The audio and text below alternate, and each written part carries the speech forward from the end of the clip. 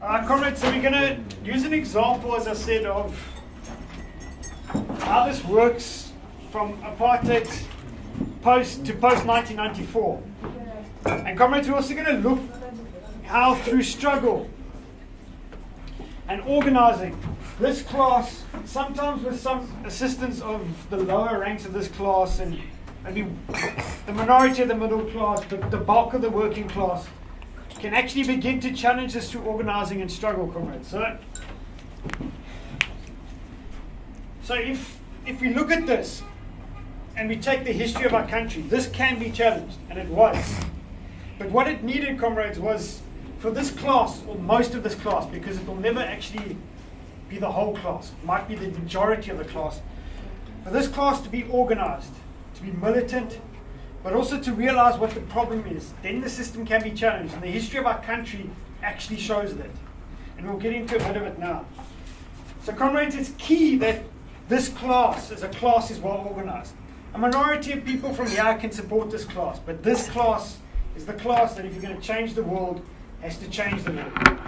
Now, comrades, if this class is weak, if we're not organized, if we're divided, if we don't know the issues as organizations and in struggle, that we're not learning through struggle, and if this class is weak, this class becomes even more dominant.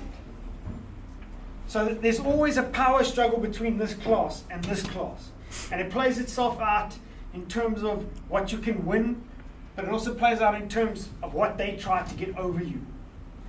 And they don't want to give stuff. So we get housing and stuff now at the moment, but it's a bare basic. They don't want to give stuff, and we'll get into how this can change and be challenged, and how it was, comrades. So comrades, we're going to look briefly, remember from last week, we touched on how colonialism and apartheid came about. Do you remember last week, comrades? So, now when you look at apartheid, most of the people in there were white capitalists, the ruling class. They were people like the Oppenheimers, people like Whitey Basson, who owns Checkers. Cecil John Rhodes was there, but he died earlier on, so we're looking at maybe 1960s, 70s. So he was there, but he died earlier on. Now, most of the people that own the means of production, the mines, the banks, were actually white English-speaking capitalists, a small minority. In the state, you had an Afrikaner elite. They were like the state presidents, they were the ministers. A few of them owned the means of production. Some had mines, but few. A lot had farms. But their power is largely based in the state. So within this, you can have slight differences, but what they were actually wanting was cheap labor from this class. We'll get to who was in this class early just now. They wanted cheap labor, especially for the mines. Remember we spoke last week about the mines. They wanted very cheap labor. In this class at the lower strata, comrades, were the Lucas Mangopes. They were ruling class, but they were below the real top ones. They were in the ruling class.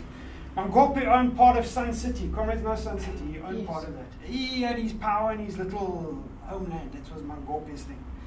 Now in this class, it was mostly white, the middle class. There were also blacks in the middle class, nurses, whatever. The managers and most of the professionals sided with that. They said, no, these ones must rule. We must have this type of system. We must have apartheid. Some comrades, some lawyers, there's one, Brown Fisher, he decided to side with this class. The teachers, especially black teachers and nurses, sided with this class. Now in this class, there was a tiny white working class, and there still is, but it's small. Most of the people are what we term the black working class. And we say black, comrades, we mean Indian, colored, and also African. That's the black working class. That's how we use the term black working class. Now comrades, the bulk, obviously the working class is black. Now in order to get the cheap labor, etc., what this class was doing was denying political rights, economic rights to this class. So remember we spoke about the 1913 Land Act. They took land away. So you had to go work in the mines. They taxed people earlier on in this class to make sure they had to go work in the mines to get money to pay the taxes. They didn't provide many services to this class. So we had the migrant labor system, and they said most of this class can't come into the town, the black working class. No, you can't come into the town. A few could, but you had to have permission. Most people had to be forced back into the homelands. And there was a reason, because women would be in the homelands, they would actually take care of children, etc., for very cheaply. The state didn't have to help them. So it meant the cost of actually, and this sounds terrible, producing labor for the state was cheapened by the homeland system, because the burden was placed on black women to bring up workers for this system. Now, comrades, their wealth is based on the super exploitation of the black working class in particular. So they pay very little on the mines, or did in under apartheid, because they wanted profits. The only way you get profits is you pay the black working class as little as you can. You keep them oppressed. So you can't come into town because, well, if there's large black settlements in a town, it's a threat to maybe the mines, it's a threat to the white middle class who were supporting this. It's a threat to them. Not all white middle class supported this, but most did. So comrades, that's what was going on under apartheid. So if you look into the 1970s, this was how it was working. There were struggles going on all the time. This class was organizing all the time. Sometimes it was along class lines. Sometimes it was like the Bombata Rebellion, where you wanted to go back to what you had before as people that were linked to Bombata. So it took different forms. In the 60s, the resistance was largely crushed. It was the heyday of apartheid. These people thought apartheid would continue forever. They could make super profit by keeping cheap black labor. But something happened, comrades, in the 1970s in Durban. There was a massive strike by black workers. And they started to challenge the idea through struggle that they should be paid very little, that the black working class must be super exploited. They challenged it through struggle. Out of that came a whole lot of movements. So some of the trade unions that still exist today, we'll go into them later, how they've changed, but they came out of that. At the same time in the 70s, you had students, black students mobilizing specifically. Sometimes they were supported by some middle class students, but they were mobilizing, and what they wanted was better education. Because, comrades, we're saying that this class provided hardly anything. In the 60s, the townships got small houses, some services. The Bantustans, the homelands, got almost no services. The schools were bad. That's why people challenged it. They mobilized to challenge the education they were receiving. And the education was about creating workers, comrade. It wasn't about creating managers in this class. They're not interested in that. They wanted workers. And people were challenged it. So the students in 1976 rose up and they mobilized. What you also had coming into the 80s was communities amongst you started mobilizing. They started challenging poor housing.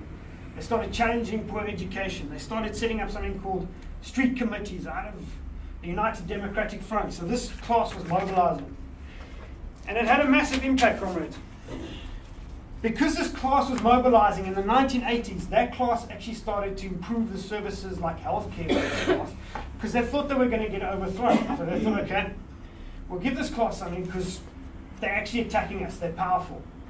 So they actually started writing out some better healthcare, some better education. It still wasn't the equivalent to what maybe this section got, but it was better.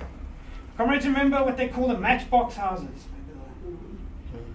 The matchbox houses were 4 rooms, but they were solidly built.